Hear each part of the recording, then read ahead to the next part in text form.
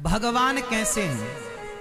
हिंदू कहते हैं कि भगवान ऐसे हैं, मुसलमान कहते हैं कि भगवान ऐसे हैं, सिख अलग कहते हैं भगवान ऐसे हैं, ईसाई कहते हैं भगवान ऐसे, यहूदी अलग कहते हैं, पारसी अलग। जितने धर्म हैं, जितने मजहब और पंथ हैं, उतने प्रकार की बातें भगवान को लेकर हैं। ईश्वर को लेकर मतभेद बहुत है। हिंदुओं की मान्यता अलग है, मुसलमानों की मान्यता अलग है, सिखों की मान्यता अलग है, ईसाइयों की मान्यता अलग है, पारसी यदुही की मान्यता अलग है। अब प्रश्न ये खड़ा हुआ कि किसकी मान्यता सही है।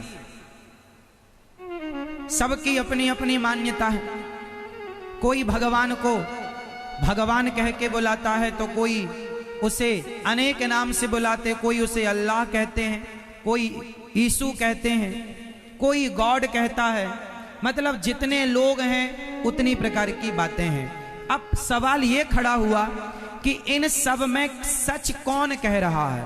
हिंदू जो कह रहा है वो सच है, या मुसलमान जो कह रहा है वो सच है, या ईसाई पारसी यहूदी जो कह रहा है वो सच है। सच कौन कह रहा है और झूठ कौन कह रहा है। आप कहो तो आज मैं आपको बता दूं कि सच कौन कहता है और झूठ कौन कहता है। एक विद्यालय था,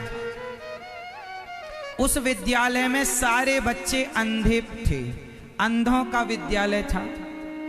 उनके जो टीचर थे, गुरुजी थे, मास्टर जी थे, वो सारे अंधे बच्चों को पढ़ाते थे। मास्टर जी अंधे नहीं थे, मास्टर जी की आंखें थीं, सारे बच्चे अंधे थे। एक दिन गांव में हाथी आया, एक दिन गांव में हाथी आया तो स्कूल के सारे बच्चों ने कहा, गुरुजी ये घंटा आज बज रहा है, ये क्यों बज रहा है। गुरुजी ने कहा, आज गांव में हाथी आया है और हाथी के गले में घंटा पड़ा है, वो टन टन टन टन बज रहा है। तो चेलों ने कहा, विद्यार्थियों ने कहा, गुरुजी क्या हम हाथी को देख सकते हैं। गुरुजी बोले, बेटा काश तुम्हारी आंखें होती तो तुम देख पाते, पर तुम्हारी तो आंखें नहीं। अच्छा, तो गुरुजी आप हाथी को बुला दो, हम लोग आंखों से नहीं देख सकते तो क्या हुआ, हम लोग छू करके देखेंगे, छू करके टच करेंगे, स्पर्श करेंगे। हाँ ठीक है। गुरुजी ने महावत को बुलाया, भैया जरा हाथी ले आओ, हमारे स्कूल के बच्चे हाथी का दर्शन करना चाहते हैं। हाथी आया, गुरुजी ने एक एक करके बच्चों से कहा, जाओ। बच्चा एक गया और हाथी के पांव को पकड़ के आया। पांव, अच्छा हाथी मोटा मोटा होता है खंबे की तरह, पांव पकड़ के लौट आया। दूसरा बच्चा गया तो उसकी पकड़ में हाथी की सूंड आई, सूंड। अब सूंड को पकड़ के उसने, अच्छा ऊपर मोटा होता है नीचे पतला होता है, हाथी ऐसा होता है। तीसरा गया तो हाथी जब तक बैठ गया तो हाथी का पेट पकड़ के आया, अच्छा हाथी दीवार की तरह होता है। चौथा गया तो हाथी की पूंछ पकड़ में आई, उसने कहा, अच्छा हाथी झाड़ू की तरह होता है। पांचवा गया तो हाथी के कान पकड़ लिए, अच्छा सुपड़े की तरह, सूपे की तरह होता है हाथी।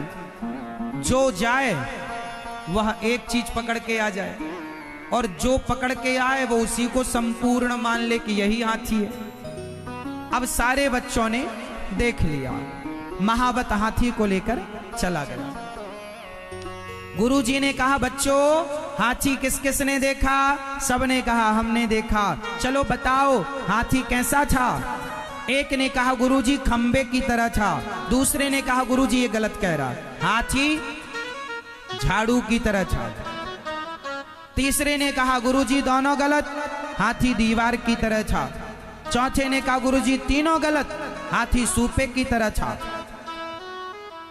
पांचवे ने कहा, सब गलत, हाथी नीचे से पतला था ऊपर से मोटा था, सूंड पकड़ी जिसने। अब समझो इन बच्चों की अलग अलग टीम हो गई। पांव पकड़ने वाले का दल अलग हो गया, सूंड पकड़ने वालों का दल, क्योंकि उनका एक विचार हो, हाँ भाई तुम हमारी तरह ठीक कह रहे हो। पांव पकड़ने वाले का, सूंड पकड़ने वाले का पूंछ। अब दल दल हो गए, 5 दल बन गए।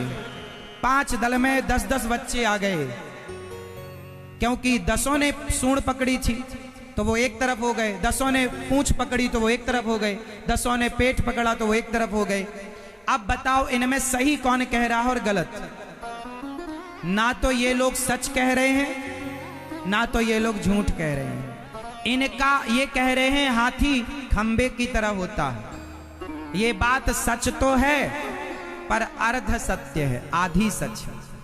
ये कह रहे हैं हाथी झाड़ू की तरह होता है, तो सच तो है पर आधा सच है। भाई इन लोगों ने जितना देखा है इन्होंने उतने को संपूर्ण मान लिया, इन्होंने जितना देखा है उतने को संपूर्ण मान लिया, जबकि हाथी तो इनके देखने से कहीं ज्यादा था। उसी तरह हिंदुओं ने ईश्वर को जितना देखा, उसको जितना समझा, उन्होंने उतना उसके बारे में कह दिया। मुसलमान ने जितना देखा, जितना गाया, उन्होंने उतना कह दिया। यहूदी पारसी जितना जिसने देखा उसने उतना कह दिया।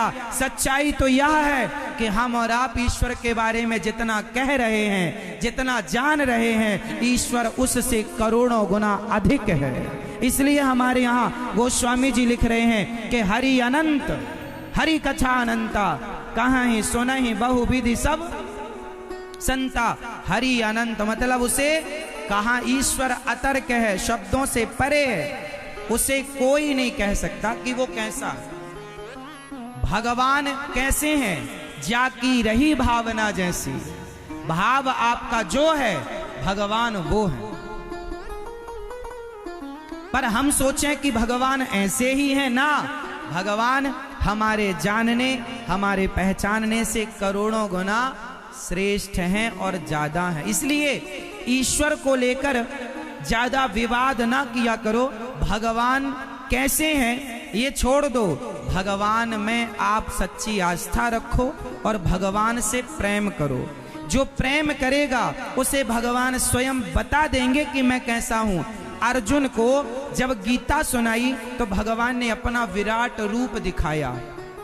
अर्जुन की आंखें बंद हो गईं, क्योंकि इन आंखों से भगवान के उस रूप को वो कैसे देख सकते।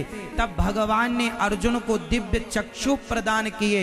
जब तक भगवान दिव्य नेत्र नहीं देंगे तो अर्जुन भगवान को ना देख पाए, तो बिना दिव्य चक्षुओं के आप और हम भगवान को क्या देख पाएंगे। इसलिए उनके चरणों में समर्पण कर दो, प्रभु के चरणों में। वो आपको योग्य समझेंगे तो अपनी कृपा दृष्टि देकर वो अपने आप को दिखा देंगे कि मैं कैसा हूं। विवाद में ना उलझो भगवान को लेकर, ईश्वर विवाद का विषय नहीं है। आजकल भगवान को लेकर जो विवाद होता रहता है, ईश्वर विवाद का विषय।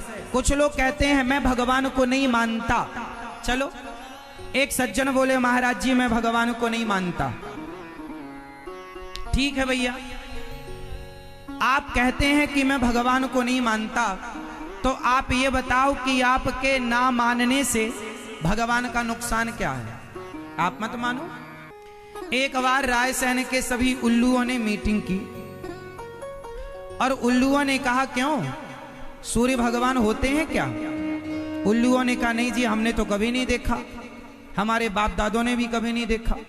सारे उल्लुओं ने कहा कि सूर्य होते ही नहीं है, ये मनुष्य लोग कहते हैं सूर्य भगवान आ गए, सूर्य भगवान चले गए।